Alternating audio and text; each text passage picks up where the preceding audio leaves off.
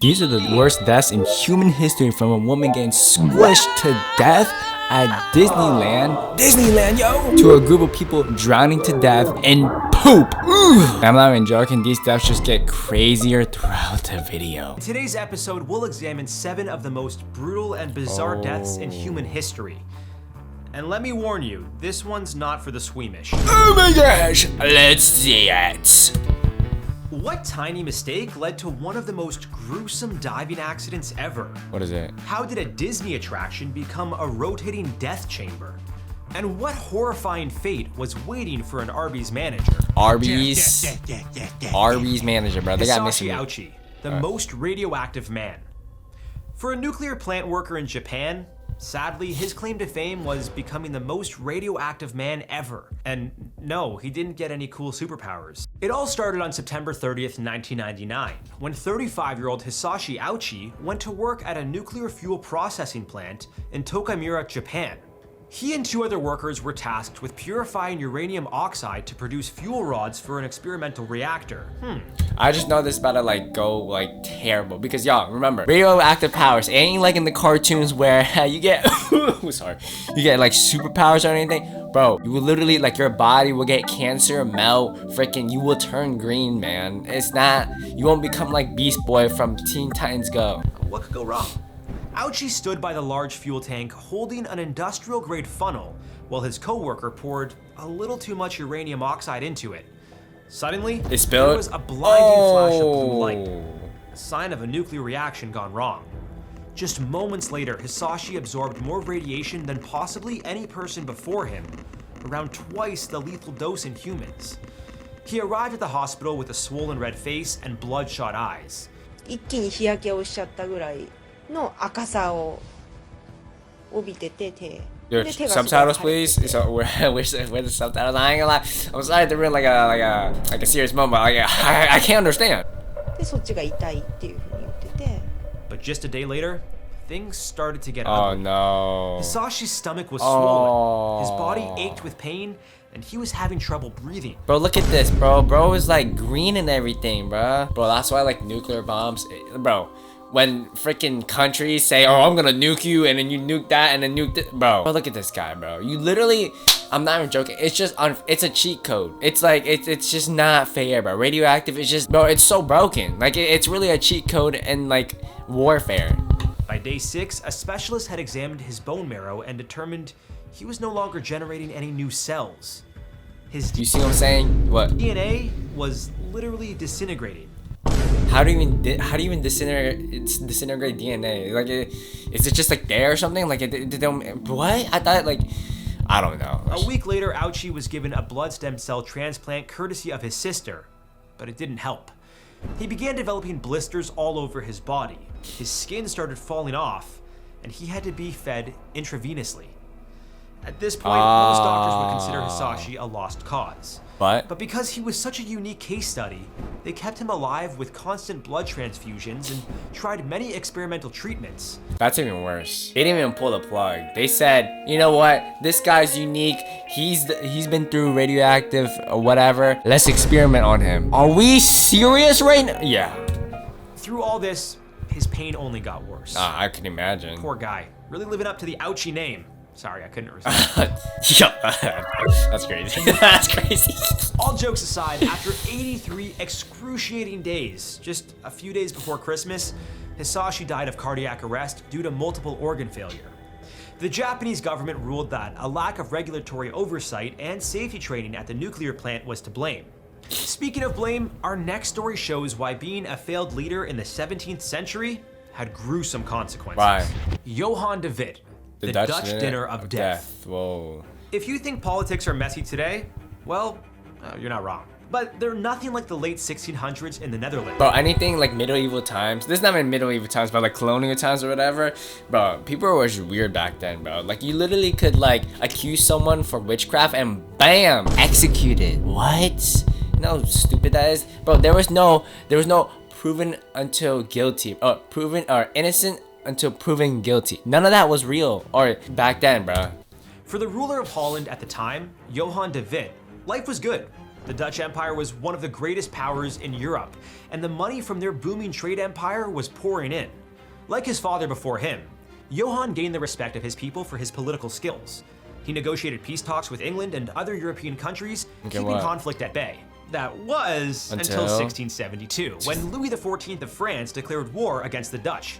Despite having England by their side, the Dutch were quickly invaded, and things weren't looking so hot for Johann's political career. Every conflict seems to find a scapegoat, and the Dutch people picked Johann.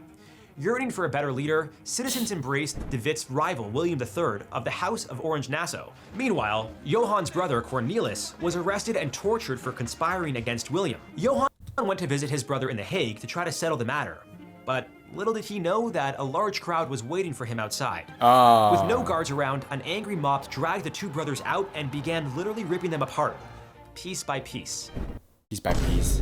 And I'm like, yo, I bet these people in these 17 or 1600s, they didn't play around, bro. They were probably like eating them afterwards. Mangled and torn, the townsfolk stripped them naked and hung their bloodied bodies up by their feet. And this is where things really... Look at this. I think this is bro. I think this is bro right here, bro. Right here, bro's cooked. Went south. While details are murky and have been debated by historians, it's been said that their bodies were cut into pieces and eaten, with one member of the mob swallowing an eyeball. This... Alright, bro, you know what? And that's it, guys. I mean, that's why we end it here. Bye-bye. Hold on, Fred. I guess you put like an outro music or some or like some outro template for like 2 seconds. This is why you invest in good security, folks. This next story brings a whole new meaning to breaking under pressure. It's been said that offshore oil rigs are one of the most dangerous places to work. But I don't know how people just... Y'all gotta realize, look at this. It's high risk, high Look at this. How is this whole freaking empire built in the middle of the sea, bro? Y'all like, bro, you know how scary that is? And the thing constantly moves. So like, think of it as like a wobbly boat. And somehow you have to work here. Like, what are we doing? How do you even work here? Like, war. But if you're considering it as a career, this story might make you change your mind. Hey, but I know they get paid well, so like 500K for a potential death? Maybe. On Saturday, November 5th, 1983, in the Norwegian sector of the North Sea, 4 deep sea saturation divers were routinely servicing underwater equipment on the Byford Dolphin oil rig. Saturation divers have a pretty unique job. They descend to depths of up to 500 feet or more and can spend up to 28 days on a job, living in a cramped, highly pressurized chamber where they eat and sleep. It takes a whole crew to pull it off, from a team operating the crane attached to the diving bell, a crew to monitor the divers, and even cooks to prepare them meals. However, the most crucial role in the operation is that of the tenders. These guys unspool the air supply tubes and communication wires, called the umbilical, connecting the divers to the surface. Their literal lifeline. For William Crammond, it was a job he had performed many times. Part of his duty was to help the divers safely depressurize in living chambers on the rig's surface. That morning, Crammond safely escorted 2 divers to one of 2 pressurized living chambers by carefully connecting and disconnecting the highly pressurized diving bell. To avoid decompression sickness, commonly known as the bends, saturation divers have to slowly acclimatize to normal pressure over a long period to prevent gas bubbles from forming in their bloodstream. Crammond and another tender, Martin Saunders, prepped the other 2 divers to enter the first chamber. To do this safely, the diving... So I'm just sorry, like if y'all confused, because low-key I'm a little bit confused. In simple terms, after you dive, I think they have to like dive somewhere. They have to be transferred to another pod and sit there for a while. They can't immediately go out, or else I think they like explode because the pressure or something. Bell was meant to be detached only once the chamber doors were completely shut. See, like... But sadly, whether it was poor timing or an equipment malfunction, the door wasn't fully closed. Instantly, 9 atmospheres of pressure, over 130 pounds per square inch, exploded outward. The diving bell pummeled Crammond to death and seriously injured Saunders. But they got off easy. Inside the chambers, 3 divers, Edwin Arthur Coward, Roy P. Lucas, and Bjorn Bergerson, were soda streamed from the inside. The nitrogen in their bloodstream rapidly formed gas bubbles and killed them instantly from the explosive decompression. But the diver who had it the worst was Truls Hellevik. He was standing right in front of the door of the diving bell when the pressure was released, immediately sucking his body through the narrow opening. Nah, that's so crazy. Nah, that's so crazy, bruh. Yo, that's like getting sucked. Pause. I mean, like, but like just immediately, zoom, you know? It was broken into several pieces and spewed out on the deck as if he had been thrown into a life-sized meat grinder. Thankfully, the accident led to sweeping reform in commercial diving safety.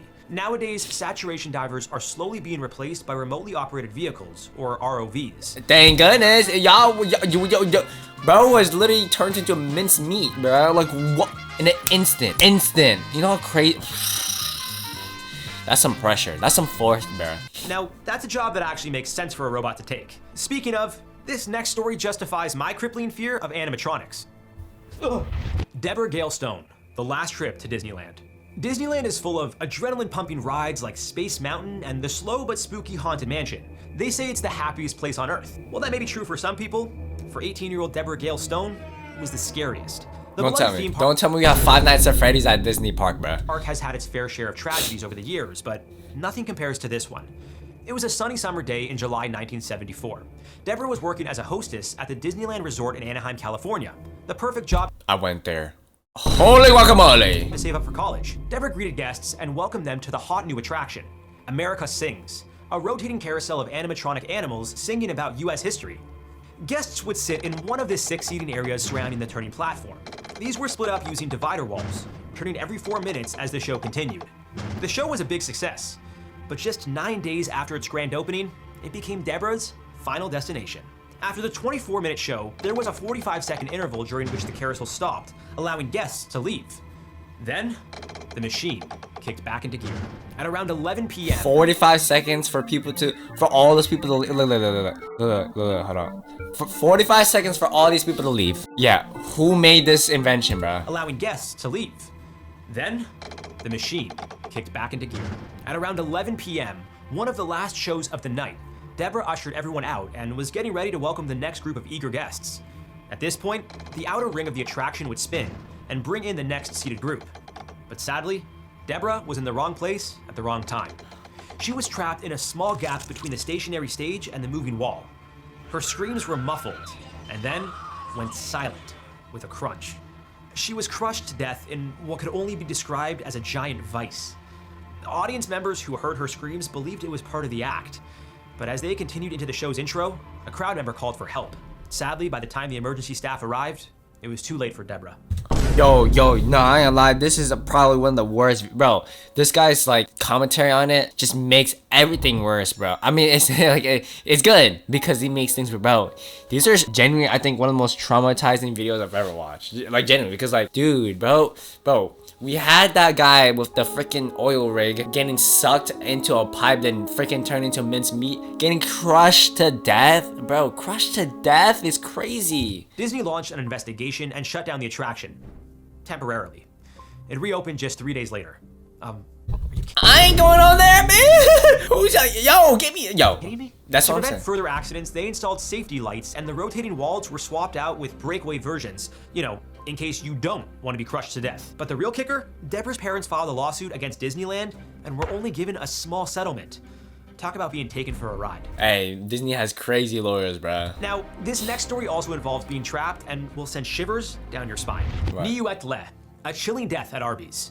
Fast food workers are considered some of the hardest workers, and we fully respect their hustle. Yeah, like even though we might say put the fries in the bag, bro, but dude, we love them. They give us our chicken nuggets, our burgers, our soft drinks, you know what I mean? A lot of folks, it's literally how they survive. But as with any high-stakes workplace, accidents do happen. For one Arby's manager in 2023, sadly, it was an accident that could have been easily avoided. A Houston woman froze to death. It's one of the most horrific deaths you can imagine. 63-year-old Texas native Niuet Le and her son were transferred to a new Arby's restaurant in New Iberia, just 30 minutes south of Lafayette, Louisiana.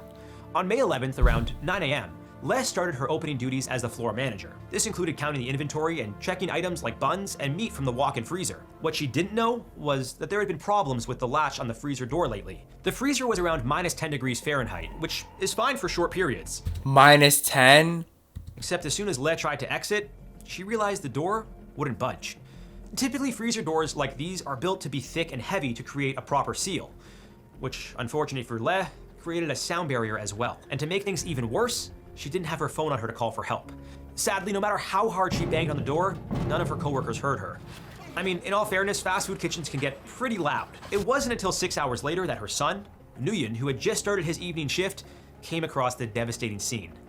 Sadly, his mother was completely frozen with bloody hands from beating on the door. After the tragedy, Nguyen and his siblings sued Arby's for unsafe working conditions. It was later revealed that the freezer door was broken and employees had been using a screwdriver to open it for months. How sad that is, bro. She was a loving, it looked like a loving mother. Loving freaking mother, bro. I don't know if I can continue watching, bro. No, genuinely, bro. That's just so unfortunate. Seriously, bro. Like, that's so sad. The only situation I could think of if you want to survive or hope is literally exercise. As crazy as that sounds, because exercising will actually warm you up. Your muscles will get to work and all that. But dude, that's so unfortunate. Minus 10 degrees is freaking crazy. Like crazy. And I've been there, bro. Bro, I literally, crazy story, long story short, I literally been to a lake to go ice fishing, and bro, it felt like Antarctica, which is minus 25 degrees Celsius. I don't know the conversion to that, to Fahrenheit, but dude, how do you not I understand, it's freaking cold. Dying from hypothermia is one of the worst ways to go. Yeah. In minus 10 degree conditions like Arby's freezer, it would kick in after around half an hour. When your body temperature drops significantly like this, your nervous system, heart, and other organs begin to shut down. You'll start shivering, grow dizzy and confused, and eventually pass out and die. This next story might make you think twice about where you hold your work meetings. The Erfurt latrine disaster. In July of 1184, in the medieval city of Erfurt, now considered central Germany, a meeting was set to resolve an ongoing land dispute between Landgrave Louis III of Thuringia and Archbishop Conrad of Mainz. On his father's orders, 18-year-old King Henry VI was brought in to mediate with the help of several nobles. Henry VI decided the meeting should take place on the floor of a two-story building next to the Erfurt Cathedral. Whether it was for the view or his lofty ambition, it's hard to say why. What he didn't know was that right under the ground floor was a sewage pit. Not exactly the modern plumbing we're used to. Think of it like the bottom of a giant outhouse. Everything was going fine in the meeting. Members of Henry's court arrived, along with many nobles and bishops. What Henry and the others failed to realize was the poor condition of the upper floor's rotting wooden support beams. With one noble too many on it, the floor collapsed, and the impact broke through the ground floor beneath it. Between 60 to 100 people fell directly into a cesspool of human waste.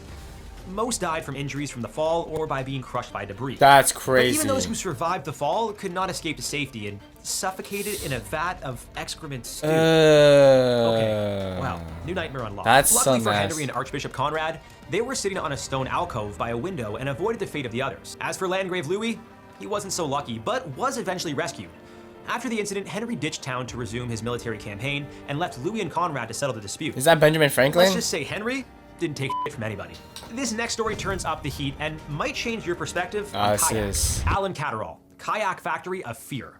For 54-year-old Alan Catterall, what started as a typical day at Piranha Moldings, a kayak factory in Cheshire, England, turned into a living hell. Alan had been with the company for 12 years and had worked his way up to senior supervisor. Just a couple days before Christmas in 2010, he was tasked with cleaning out an oven where plastic was molded to form new kayaks. Oh, hell no, bro. I feel like inhaling plastic is bad for you, bro. It was hotter than your typical home variety, reaching 536 degrees Fahrenheit. Alan's coworker and future son-in-law, Mark Francis, was planning on proposing to his daughter that week. Mark's job was you had to add that to make things worse. Yo, this YouTube channel will literally make me cry, bro. Bro was about to propose, have a beautiful family, and I don't know what the ending is yet, but yeah. The oven that Alan was cleaning. Sadly, he failed to notice that Alan was inside. He pushed the button to turn it on, and the door automatically closed shut. As the temperature began to rise, Alan banged on the door and screamed for help, which wasn't much use considering how noisy the factory floor was. In a matter of minutes, black smoke filled the factory and alerted workers nearby that something was horribly wrong. When they opened the oven door, they found Alan's roasted corpse burnt to a crisp. Melted skin was also found on the door, likely from Alan grabbing it in desperation. His devastated wife, Pearl, who also worked for the company, blamed Piranha Moldings for the accident. A health and safety executive, Martin Haywood, revealed that the oven doors were set to automatically close whenever the electrical supply was switched back on, a warning the factory had ignored several times before. A lawsuit was filed against the oven's designer, technical director Peter Macarith, who was found guilty of breaches of the Health and Safety Act. The company was also found guilty of corporate manslaughter and was fined over £200,000, or about 260,000 USD today. That's nothing. I'm like, for someone's death, that's nothing, bro. You need like multi-millions. As it turns out, there wasn't sufficient training on how to use the ovens and properly clean them safely. Since then, escape hatches have been added. What an absolute tragedy. And once again, this just goes to show how a simple oversight can lead to unthinkable horrors. Our heart goes out to all the families and friends bro. of the victims we mentioned today. I don't like that, bro. This video is crazy. This guy exploded to the death.